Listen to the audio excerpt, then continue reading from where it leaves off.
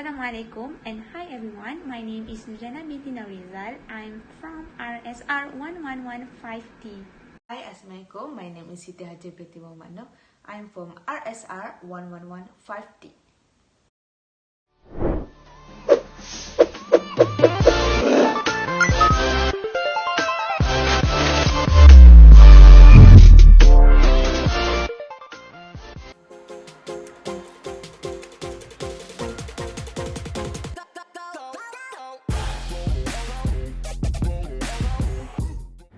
Hi, Assalamualaikum. My name is HUSAINI and I'm from RSR1115D.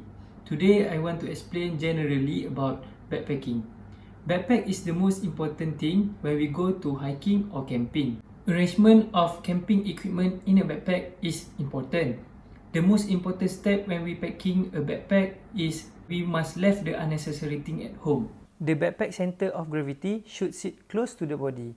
If the backpack center of gravity sit far from the body will constantly work against the backpack weight and the shoulder can heavily burden.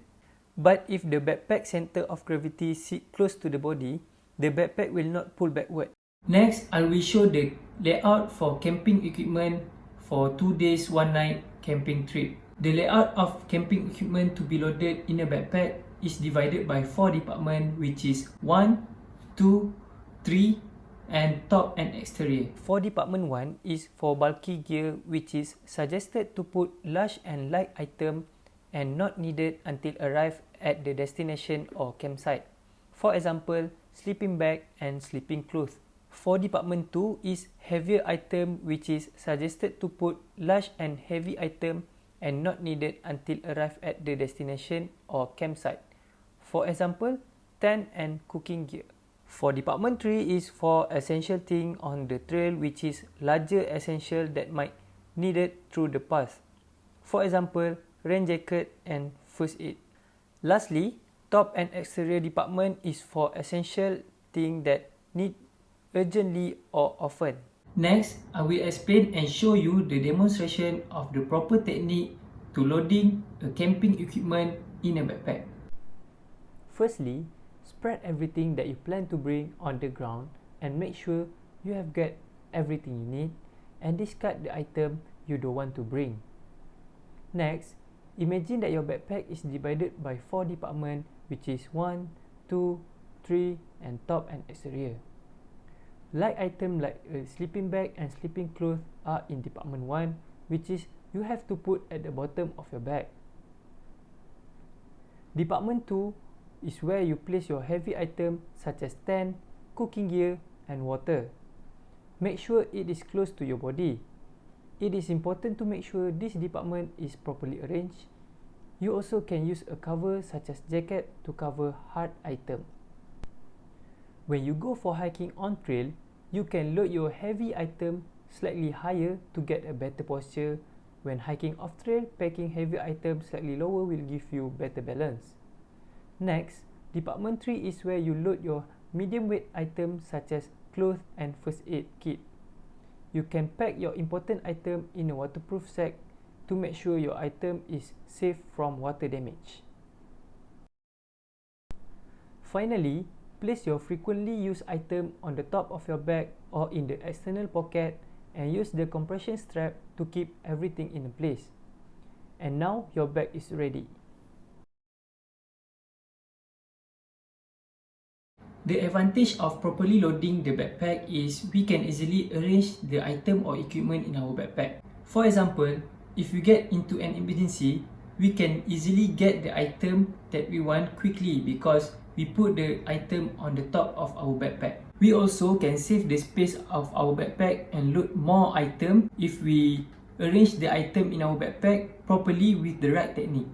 The disadvantage of improper loading the backpack is the backpack will lack of space because we put the item mess up in our backpack. If you just cram everything in your backpack without thinking about it, you might feel uncomfortable and unbalanced with your backpack. You could mess up your backpack by unloading the backpack in emergency situation to get the item at the bottom of your backpack. So, it is important to learn how the proper technique of loading the backpack. Assalamualaikum and hi everyone. My name is AIMMAN HAIQQAL MUSTAQQIM bin MOHAMAD KHAIRIL and I am from RSR1115D. Okay, now I want to talk about orienteering. So what is orienteering? So let's move to the history of orienteering activity. The history of orienteering began in the late of 19th century in Sweden. The actual term orienteering, the original Swedish name for orienteering from word orientation, was first used in 1886 and mean the crossing of unknown land with the aid of a map and a compass. In Sweden, orienteering grew from military training in land navigation into the competitive sport for military officers than for civilians. The name is derived from a word route meaning to find the direction or location. The first orienteering competition open to the public was held in Norway in 1897. Okay, next we move to types of orienteering activities. There are 7 common orienteering activities, which are foot orienteering, park and street orienteering, night orienteering, trail orienteering, bike orienteering, canoe orienteering, and ski orienteering. And there are also 4 types of orienteering are designed for young children and school, which are project orienteering, string orienteering, relay orienteering, and last but not least, star orienteering. Okay, next we move to orienteering course. An orienteering course is composed of a start point, a series of control points, and a finish point. Controls are marked with a white and orange flag in the terrain and corresponding purple symbol on an orienteering map. The challenge is to complete the course by visiting all control points in the shortest possible time, aided only by the map and a compass. Okay, next we move to compulsory equipment need for orienteering activity. So first one is this one called compass, and second one is checkpoint recording or punching device. Third one is classic needle punch or known as pin punch. The fourth one is orienteering shoes. The fifth one is orienteering clothing. Last but not least, sport optical map reading glass is listed for one of the compulsory equipment need for orienteering activity. Okay, the first one I will tell you about how to use compass. So there are 3 easiest steps to use compass, which are step 1, you may not be able to get from where you are to your ultimate destination in one go. In that case, you should break the journey down into more manageable steps. Set the compass on the map so the edge of the base plate serves as a line connecting your current position to where you want to go. You should be able to draw a line along the edge as if it were the ruler, which is basically is. Okay, second step is set the compass heading by rotating the dial until the lateral end for north line up with magnetic north indicate on the map. You should be able to find compass rose indicating which way it is. And the last step is pick up the compass and hold it flat in front of you. Make sure that the direction of travel arrow point straight ahead. You need to hold it flat like this.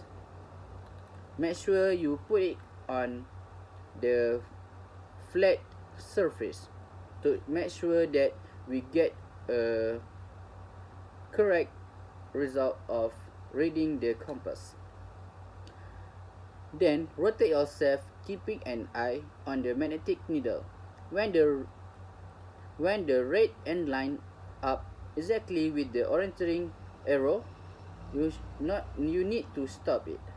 The direction of travel arrow will be pointing in precisely the direction you want to go. Look at the direction of the arrow and find a particular landmark that stand out. Okay, the second one is how to control flag and punches. The control flag marks the spot that is circled on the map.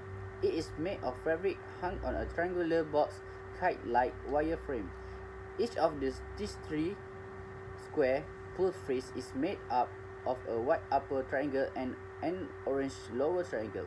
In North America, the flag is usually hung from a branch or a piece of dead wood near the control side, while in Europe, the flag is usually hung from a wooden framework or metal stake that stuck in the ground. Attached to or near the control flag are the one or more punches and a card with a control code. Each flag is assigned a unique control code, usually a two-letter combination.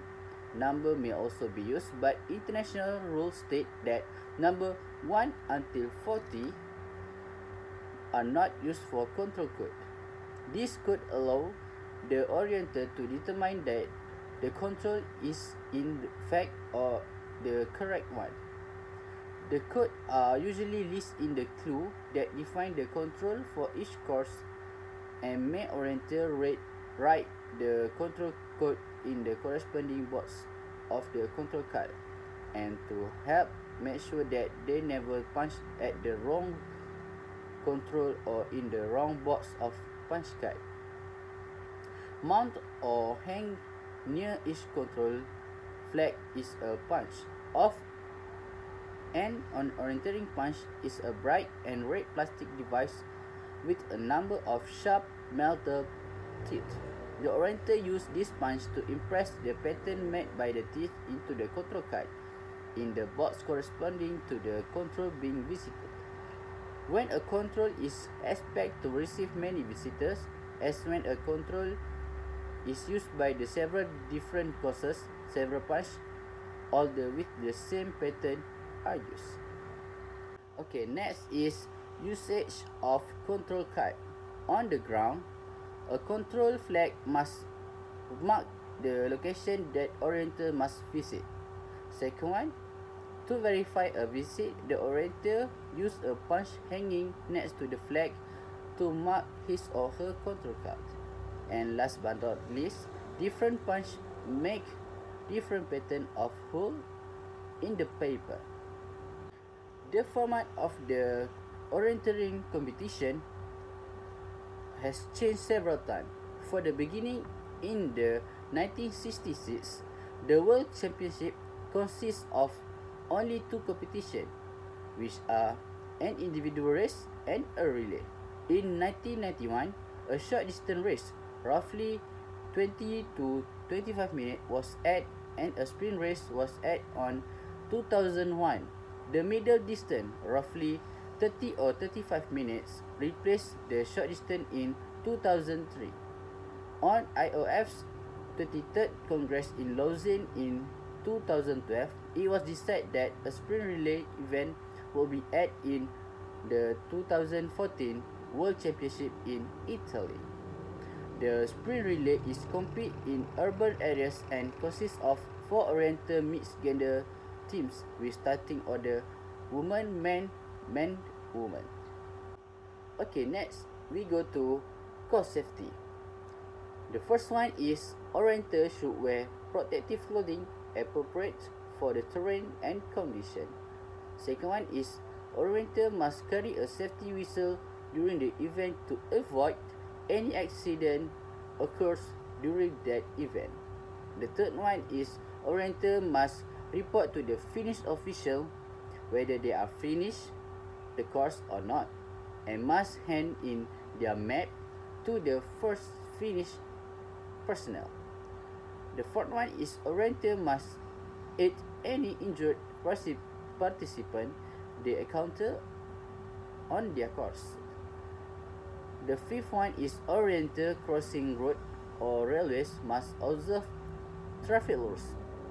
Last but not least, orienteering organizer should provide safety bearing information to all the competitor or orienters that participate in the tournament or an event. Okay, so these are 5 advantages of learning orienteering activity. The first one is It can build our self-confidence, it can improve our map reading, it can teach our lifetime sport. And fourth one is provide mental challenge, and the last one is provide our physical challenge when we participate in orienteering activities. Last but not least, orienteering is a good activity for all ages, since the main advantage is it will improve our skill where we can read the map easily if we lost at any place in the future time.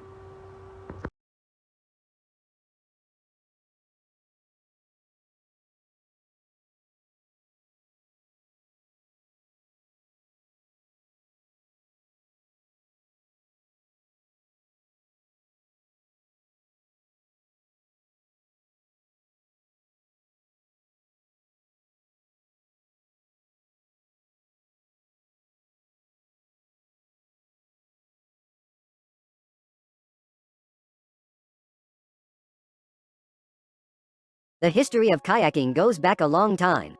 It's believed that kayaking began by Aborigines in the Arctic around 5,000 years ago. It's said that the Inuit people are credited with the arrival of the kayak. It's not known as to the exact birthplace of kayaks and kayaking. History of kayaks. Today, we use plastic boats that are made out of Kevlar, glass, and other materials. The original kayaks looked quite similar to these. They were usually made out of a wood frame and had a sealskin deck. They had spray skirts just like kayaks do today that were made out of animal skin. The Inuit were able to roll their kayaks upright if they happened to flip them over. This maneuver was nicknamed the Eskimo roll. The Inuit used the kayak as a hunting tool. It was a perfect way for them to get into remote locations so they could go hunting without being visible. They would sometimes camouflage the kayak with a white cloth so it looked like it was a piece of floating ice.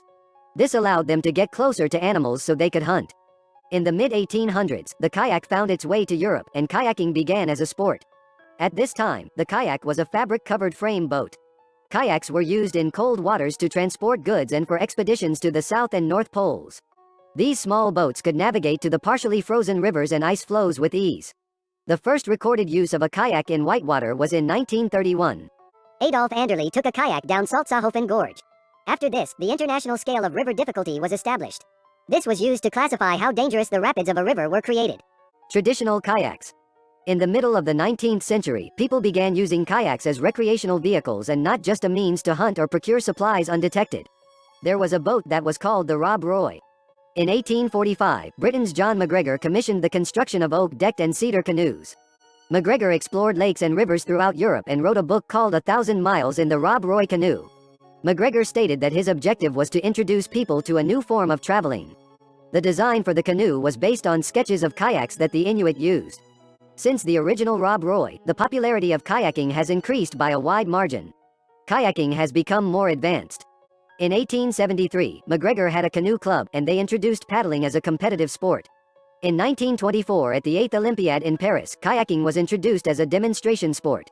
In 1936 at the Olympics, kayaking became a full medal sport. Whitewater slalom kayaking was also added as an Olympic sport so that paddlers could compete on the world stage. Today's kayaks are lightweight and easier to maneuver than kayaks of the past, making it possible for anyone to take up the sport. The design of kayaks hit a milestone in the 1950s. This was when the first fiberglass kayaks were introduced. Since then, builders have been able to make kayaks that are versatile and weigh less. In 1984, the first plastic kayaks were introduced. Kevlar is another material used for making kayak boats, as it's lightweight and strong. Those that kayak today are usually in a Kevlar, plastic, or fiberglass boat. Over time, kayaks have become much more accessible to the general public, making it a fun and safe recreational hobby for people who love spending time on the water.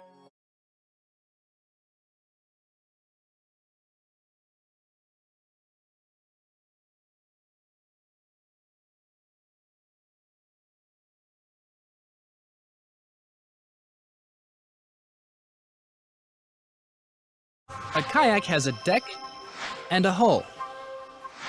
The deck is formed by two gunnels joined together by beams. The hull, or underside of the kayak, is shaped by a keel, a strong beam that runs from the bow to the stern. Bent ribs that connect gunnel to gunnel are lashed to the keel. Stringers are then lashed to the ribs to strengthen and shape the frame.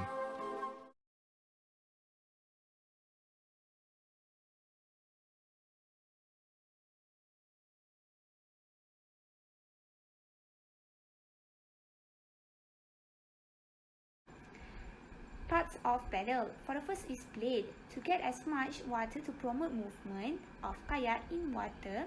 And second is tip, protect the front side from any damage or crack. And number 3 is shaft, the part that where we hold the paddle. And 4 is neck, the part where blade and also shaft combine. And then we have drip ring to prevent water from to flow and prevent our hand become wet. And also front of the blade to get as much as water that we can. And then we have back of the blade, the convex shape to give a huge support for the paddle. In addition, we have 2 types of paddle, which is symmetrical and also asymmetrical.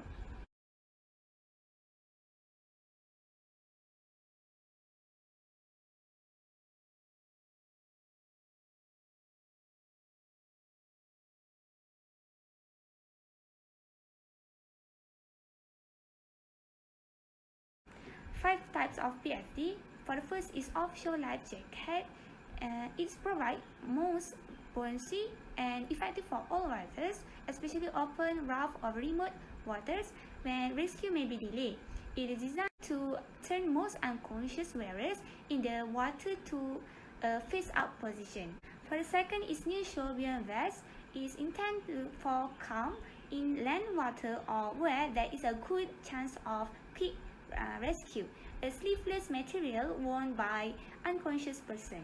Third PFD is flotation aid. These devices are best for calm inland waters or where there is good chance for fast rescue.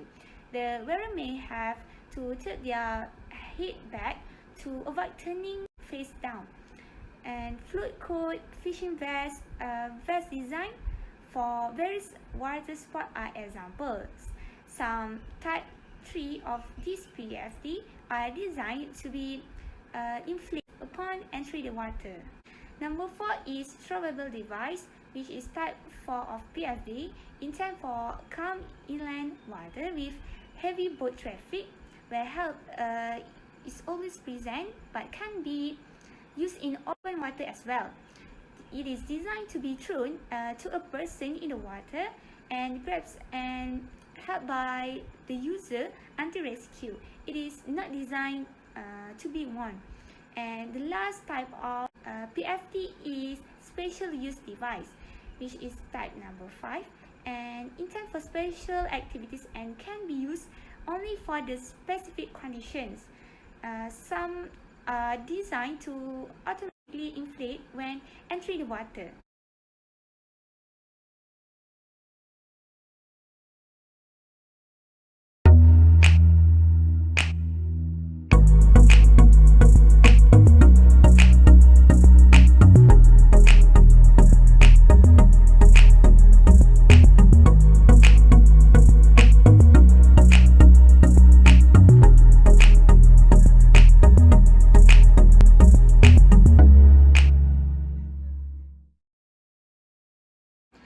For the rescue technique, you need to lift the entire kayak out of the water, then turn it over to drain the water in the cockpit. And the 2 rescue kayak need to move closer, and the person being rescued should hold on to any one of the 2 kayaks. And next, the 2 kayaks need to take the pedals and put them across in between both their kayaks. That this create H formation. Then you need to pick up the capsized kayak and place it on the pedals. The 2 rescue kayakers will then rock the capsized kayak back and fall out of the water to make sure that all the water drains out of the cockpit. Then simply place the kayak onto the water and help the kayaker get back on it. For the HIQQAL rescue, it's not difficult to perform. First of all, both of the rescuing kayaks need to move up near the capsized kayak, since the procedure will involve picking the capsized kayak entirely out of the water. So make sure that the person who had been paddling that kayak grabs onto the rescuing kayak so that they are separate from the group. Next, the two rescuing kayak should move close to one another and place their paddles across between the two kayaks, and this will form an hitch-like formation, and the capsized kayak is then lift up between the two kayaks and held on the paddles. By moving the kayak from side to side, you will be able to get most, if not all, of the water out.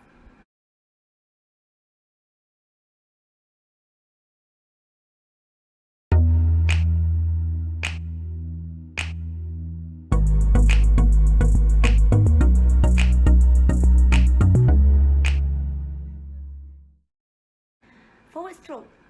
Wing your torso and immerse your blade fully on one side of the boat next to your feet, and rotate your torso as the blade moves behind you. Follow the in-water blade with your eyes and your torso will follow. Focus to pushing against the shaft with your upper hand and your move. Then when your hand reaches just behind your hip, slice the blade out of the water.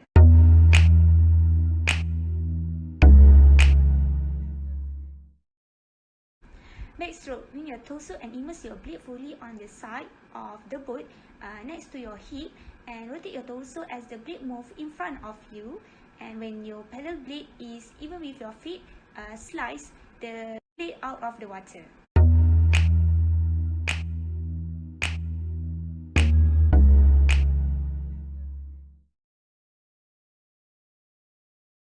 Forward sweep. Extend your arm forward and immerse the blade near your feet to begin your sweep. Begin on the opposite side of the boat from the direction you want to turn, and then sweep the blade in a wide arc toward the side of the boat. Put some power into your body and rotation to optimize the stroke, especially after the paddle has passed the cockpit. When the blade approaches the hull behind your cockpit, finish the stroke by slicing the blade out of the water.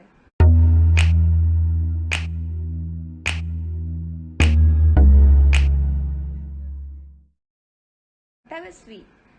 Extend your arms forward and immerse the blade behind the cockpit, then begin your sweep. Begin on the opposite side of the boat from the direction you want to turn.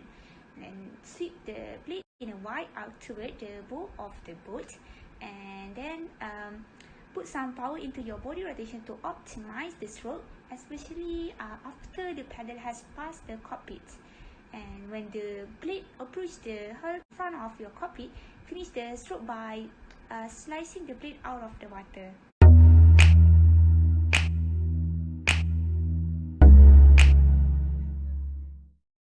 Draw stroke. Rotate your paddle blade so it's horizontal. Reach out with the tip of the blade to touch the water about 2 feet away, directly on the side of your boat, and use your lower hand to pull the blade straight toward you, keeping the tip of the blade immersed in the water during the stroke. Stop before the blade hits the side of the boat. So the last one is alternate combination 360 stroke, which during the alternate combination 360 stroke, that it is almost similar to how you accomplish the regular forward and also back stroke. Use forward stroke twice in right side and followed by back stroke 2 times at the left side. Do the same thing over and over until it turns, but must alternate between forward stroke and back stroke.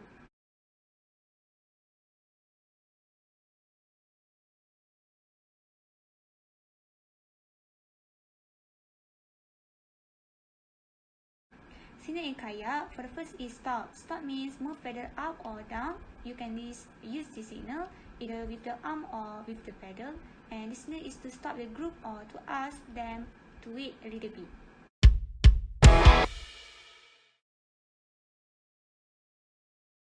For the rough, gather, come to me. Hold paddle straight out.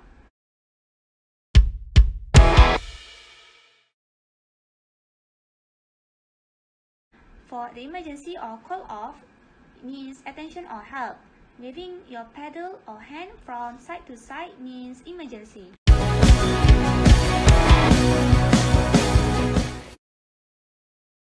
Direction means turn left or right. So to move the kayaker to the right or left, point your paddle or one arm up and to the side you wish to go.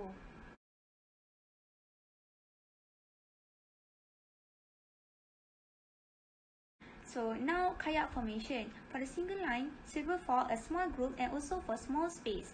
And for the double line, same as single line, but double line is to make the line become short. For the diamond is for a group that want to make a fast moving to keep their momentum stable. And for the average, suitable to do at the sea.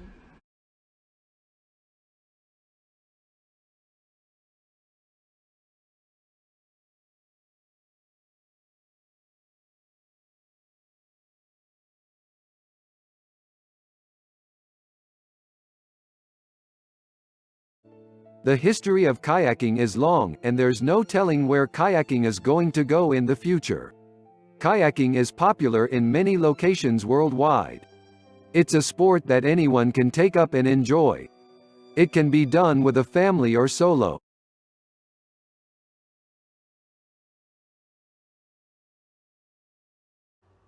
Okay, so we move to history of abseiling. So the origin of abseil is attributed to Jean Estrelle Charlotte, a shamanic guide who lived from 1840 to 1925. Charlotte originally devised the technique of the abseil or rappel method of dropping down during a failed solo attempt of Petit Trou in 1876. This was the first known use of rope to abseil. After many attempts, some of them solo, he managed to conquer the Petit Trou in 1879 in the company of two other Chamanic guides, Prosper Payet and Frederick Foliguet, whom he hired a rather parochial move for a guide. During that ascent, Charlotte perfected the abseil. Jean Charlotte is known for the first winter ascent of Mount Blanc in 1872 with Isabella Stratton.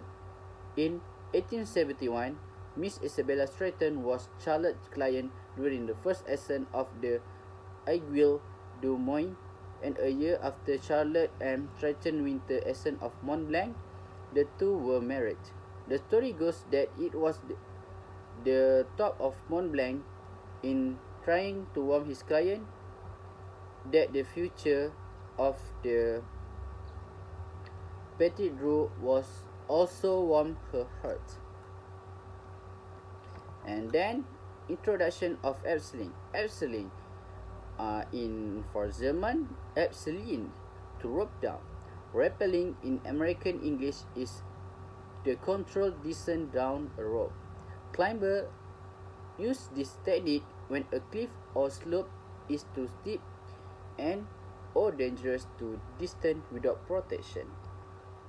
So the definition of abseiling is a descent down a nearly vertical surface by using a double rope that is coiled around the body and attached to some higher point. Abseiling, also known as rappelling, involves descending vertical or near vertical. Features both natural and man-made, such as portable walls, fixed tower and bridge, using rope and descending friction device.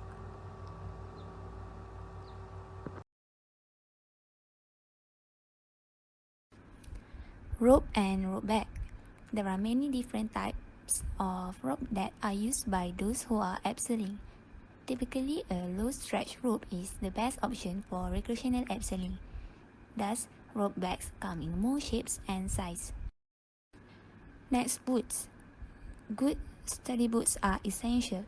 The most important thing is to have soles with an adequate amount of grip, as this allows you to maintain traction with the wall during descent. For the next is belly device. Belly device causes friction on the rope, helping you to control the speed of your abseil to a manageable level. It also allows someone to belay you when you are climbing up. Again, There are a wide variety of play devices on offer, ranging from simple one-piece designs to mechanical devices with self-locking mechanism built in. Other than that, we have harness. When abseiling or rappelling, a harness is used around the waist to secure the descender. Generally, harness is used in this scenario and it secures around your waist and upper legs to form a comfortable seat. After that, carabiner. A carabiner is essentially a large clip that is used to hold all the different parts of a climbing system together. In a commercial setting, the primary role of the carabiner is to attach the descender to the harness. Helmet. Helmets are an essential safety item, especially for experienced rappellers who descend cliff face where loose rocks are a potential issue. However, even in control setting, helmets are very important. For the last one, gloves. Gloves serve to protect your hands from the rope as you descend, making the process more comfortable. Gloves are nearly always used by recreational abseilers. It is more to protect our hands. Next, I will show you the demonstration and explain briefly about abseiling. Before we go further about abseiling, I want to give you a little anatomy about Kermanter rope and the harness. Kermanter rope is rope constructed with its interior core protected by a woven exterior sheath designed to optimize strength, durability, and flexibility. The core fibers provide the tensile strength of the rope, while the sheath protect the core from abrasion during use. A harness is an item of climbing equipment for abseiling or other activities requiring the use of ropes to provide access or safety. A harness secures a person to a rope. Next, I want to explain about rope scare, which is do and don'ts for the rope. Never store the rope on the floor because concrete floor contains harsh chemical, and try to store your rope far away from chemical disposable. The rope must be protected from sharp objects that can harm the rope. Rope should also protected from long-term exposure to sunlight. When store the rope, it is better to loop the rope and hang it to make sure it is clean and dry. If the rope are dirty, we can clean the rope by washing the rope using water and soap. After cleaning, hang the rope to make sure it is clean and dry. Now, we go to the equipment of abseiling. The equipment of abseiling is rope, carabiner, descender, helmet, and lastly, we can use either webbing, seat harness, waist harness, and full body harness. So, this is the demonstration of proper technique of abseiling. First, wear the harness and make sure the harness are safe to use. Check all the knots to make sure it is properly wear and safe to use. After that, take the carabiner and put it on the harness. Next, put the Kermanter rope into the descender. Then, combine the descender with carabiner and screw it up. After that, make sure to wear properly all the safety equipment such as helmet. Okay, now you are ready to do abseiling. Make sure you are in a good position and you can go down slowly. What the advantage and disadvantage of learning abseiling activity? So for advantage, there are two, which is convenience. It allows one to descend safely in situation where there are no walls, such as in caving. So although most caver would use a descender via SRT, single rope technique, as a safer. And the second one is fun. It is currently more exciting but require greater skill. So for those who really adventurous, try it face down. And for the disadvantage, there are danger. So free for abseiling contain a consideration amount of danger. This can be minimized with proper equipment and training, but it's advised not to try unless you know what are you doing. And the second is skill. So one needs to be expert in abseiling before attempting abseiling. So the person controlling your safety line must also be as good as you, preferable better. Last but not least, abseiling is a good activity to those love to participate in extreme sport, especially for teenagers and youth. Assalamualaikum warahmatullahi wabarakatuh. Today I would like to share to you an exciting topic. What is it? It is the universal edible plant test. So firstly, we have to know what is edible plant. Edible plant is an organism of vegetable suitable by nature that we use as a food.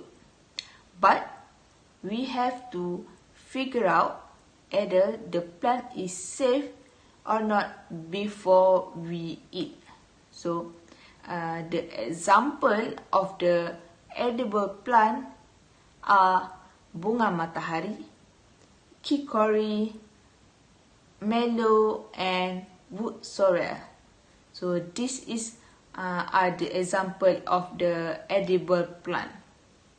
So the first one is how to conduct a safe edibility plant test in survival condition. So there are a few tips. Firstly, do not shorten your test. Take your time to complete all the steps. Second, if you feel doubt, do not eat that plant. So next is usually the plant that animal eats, we also can. Last but not least, sour fruit mostly are edible, and sweet fruit not surely everyone can eat. Now let's turn our attention to the proper technique to conduct edible plant. Remember, this is for emergency situation only. So this is the plant that I choose, water spinach, but I will pretend like I don't know what is it. So the first thing you want to do is you smell the plant first,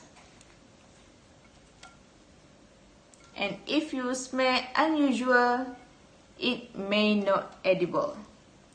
If there are root here and flowers, separate them first, and avoid eating the plant that produce a lot of rubber. So first step is you rub the plant on your inner elbow or your wrist for a few minutes. This or your inner elbow, and then see what happens. If your skin burns, feel numbness, itches, or breaks out in a rush, don't eat that plant. When nothing happens, what to do next is take a little bit and touch the plant to your lips. Okay, like this. Okay, and wait a little bit longer to see what happens. So if you feel numbness, tingling, or burning, you know that not to use that plant. So if nothing happens, the next step is touch the plant inside of your mouth and allow about 15 minutes. So you take a little.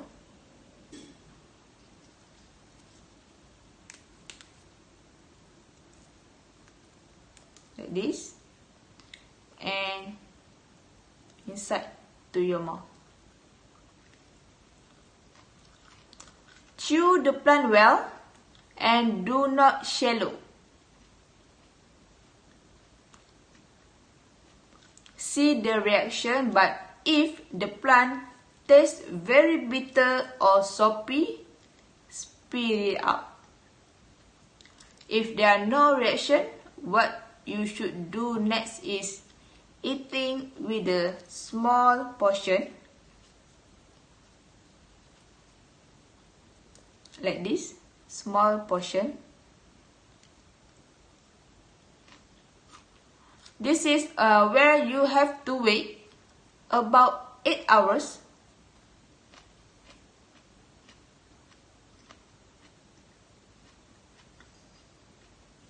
If there are no ill reaction, you can add 1 handful and again wait for 8 hours. And no reaction for 8 hours, it probably to eat some more in the future. What the advantage of conducting the proper technique? Firstly, it can literally save your life in a long-term scenario, especially when you survive for a days. Next, help you distinguish between the edible or non-edible. So if the plant is edible, you can eat the plant without any doubt. So it can help you your life in a survival condition. Lastly, help you avoid eating the poison plant. So lastly, what the implication of consuming white plants without practicing the edible plants? So firstly, it can cause digestion system problems to your stomach. Second is whatever you eating may kills you. And lastly, might end up risking your life. So you have to know what is edible plant and what is non-edible plant. So how to know what is edible plant or non-edible plants? You have to do the test. So there are a few steps that I already tell you. You just follow the step and you can know what is edible plant and what is non-edible plant. So this is for emergency situation only, when you survive for a days, for a month or for a week, you can know what is edible plants and what is non-edible plants. So this is a very exciting topic that we have to know. That's all from me. Thank you.